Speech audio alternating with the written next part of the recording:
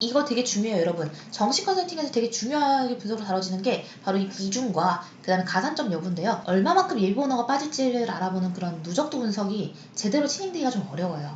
저희는 그에 대한 대비를 미리 해놨다.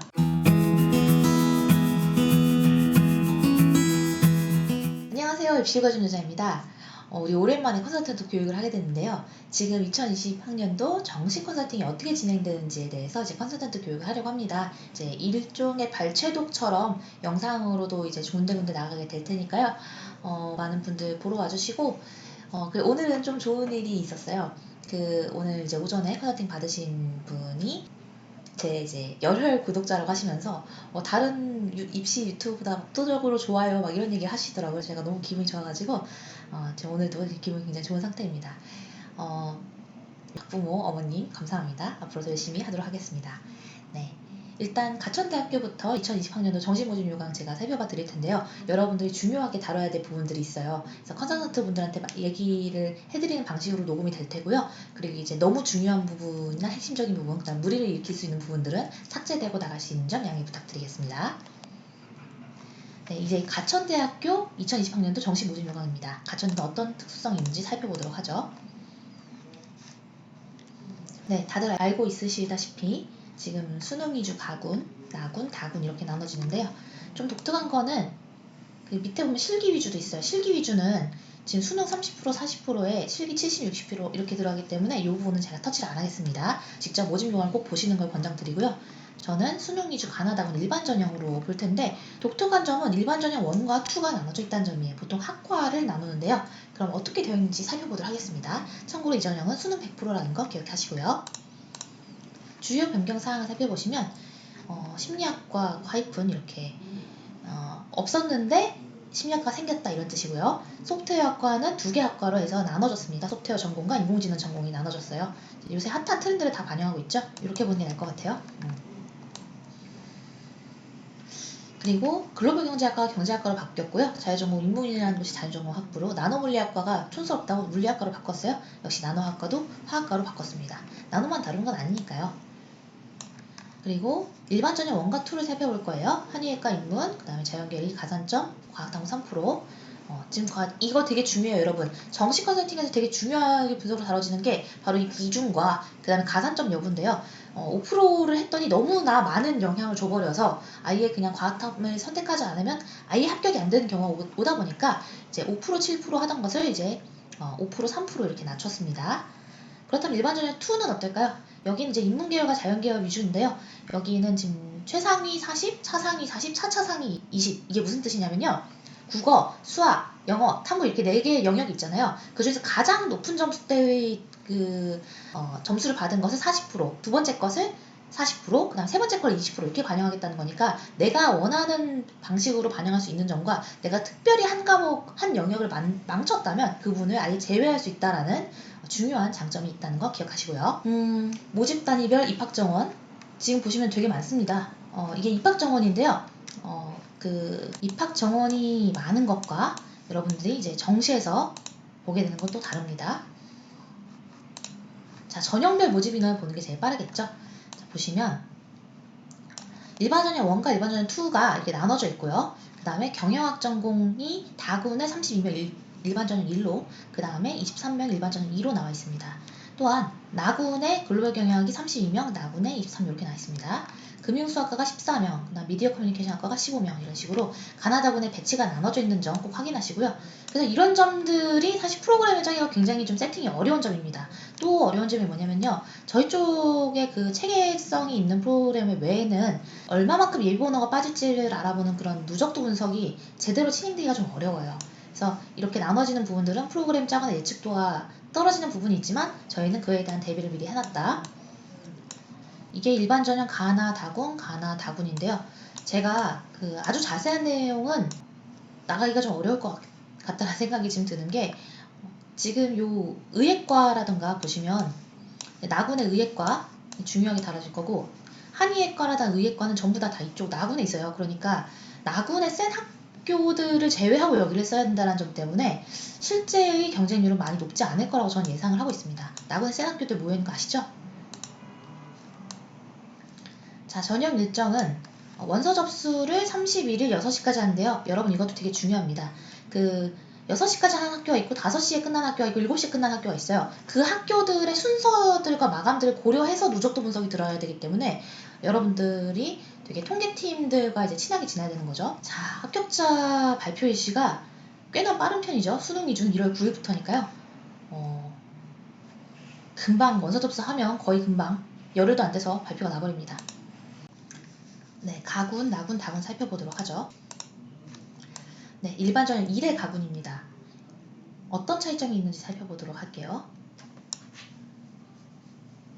여기는 여러분 표준 점수와 백분위 점수 반영 여부를 잘 확인하셔야 되는데 백분위 점수의 반영입니다. 그래서 이 부분은 꼭 체크하시고 학생들이 어떻게 시험을 받느냐에 따라 모든 학생들이 개별적으로 표준 점수가 유리한 학생이 있고 백분위 점수 반영이 유리한 학생이 있고 세 과목만 반영하는 게 유리한 학생이 있고 사람마다 다 다릅니다. 이거 저희가 이제 갖고 있는 정시 시스템인데 요거를 보여드릴게요. 네, 가천대의 최근 3개년 분석을 저희가 이제 영상 하면서 할 텐데 아마 영상에는 2019년 것만 나가지 않을까 싶어요. 일단 2019년 거 한번 보죠. 지금 경쟁률이 일반 전형 1과 2는 작년에도 나눠져 있었는데 이번에 2로 더 많은 학생들이 들어오게 됐습니다. 가천대학교 2019학년도 정시모집 경쟁률을 보고 있는데요. 지금 보시면 농어촌 전형의 경우에 경쟁률이 9대1일 정도로 오히려 이런 케이스는 농어촌에서 불리했던 거예요. 해서 제가 올해는 농어촌 전형의 경우 정시 컨설팅이 개설이 안 되는데 이제 이렇게 영상을 통해서 말씀드리자면 이 2명짜리는 최대한 피하시는 게 좋습니다. 근데 이렇게 말씀을 드려도 기어이 하시는 분들이 있더라고요. 안 됩니다. 이거 예비번호가 1번도 안 빠진 경우가 너무 많아요. 네. 일반 전형 1의 경쟁률을 보시면 금융수학과가 딱 경쟁률이 낮죠. 그래서 저는 금융수학과도 작년에 이제 뚫어가지고 낮은 점수로 합격을 한 케이스를 찾아냈고 여기 응용통계학과가 그 전년도에 경쟁률이 높았어요. 이런 방식으로 도출을 해서 응용통계학과도 경쟁률이 낮을 거 예측하고 실제로 합격을 시켰습니다.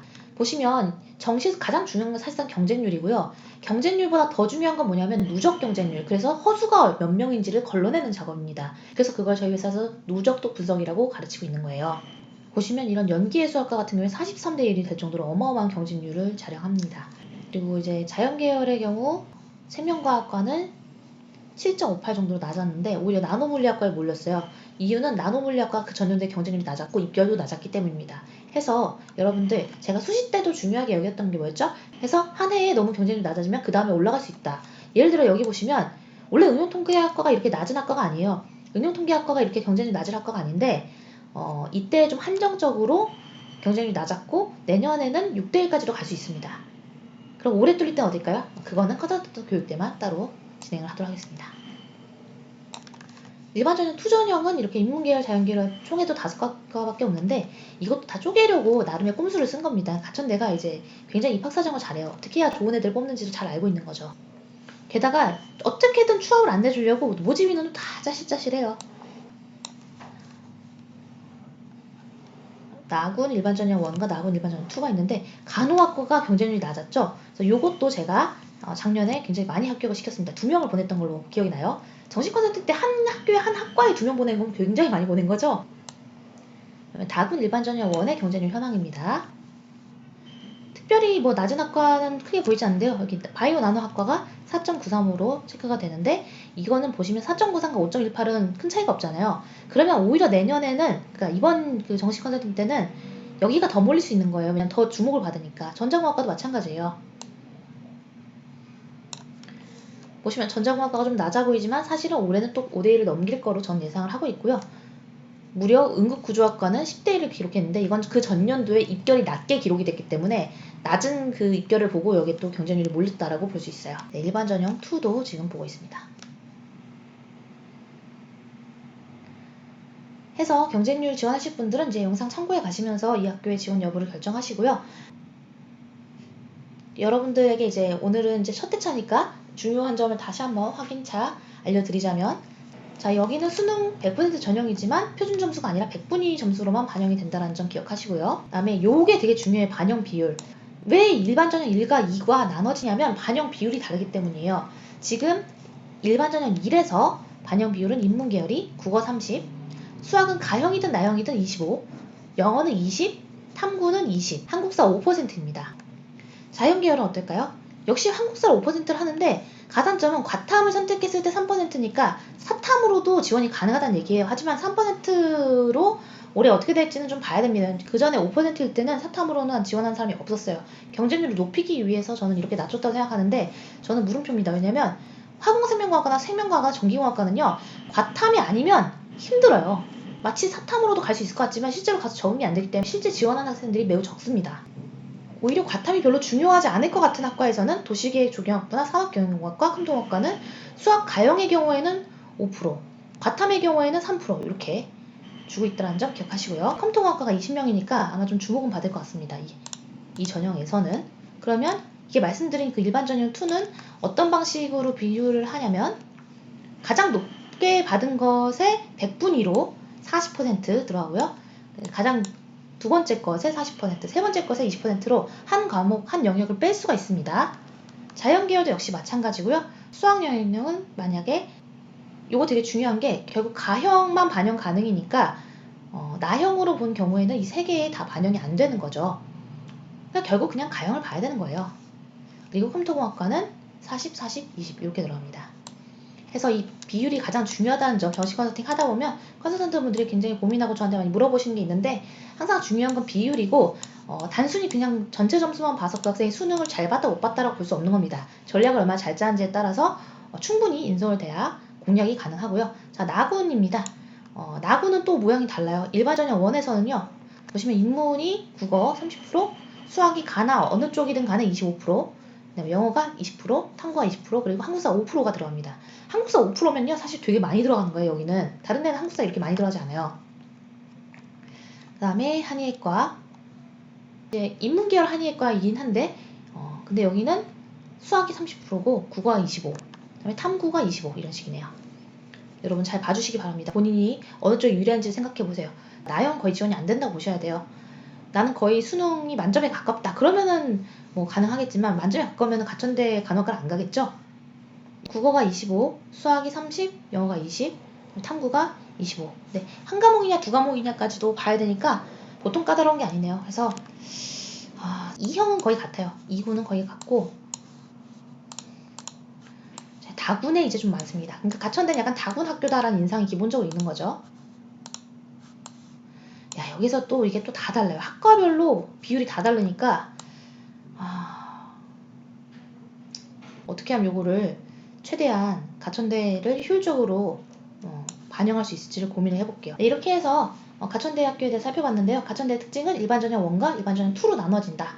그리고 일반전형 2는 40, 40, 20으로 3개까지 하고요. 그 다음에 일반전형 1은 비율이 학과별로 다르기 때문에 학과를 다 확인하셔야 된다. 그리고 세팅은 저희가 다 해놨기 때문에 가천대에 대해서는 저희가 정확하게 다 분석을 해드릴 수 있다는 점 안내를 드리도록 하겠습니다. 그러면 우리는 다음 영상에서 만나요. 안녕.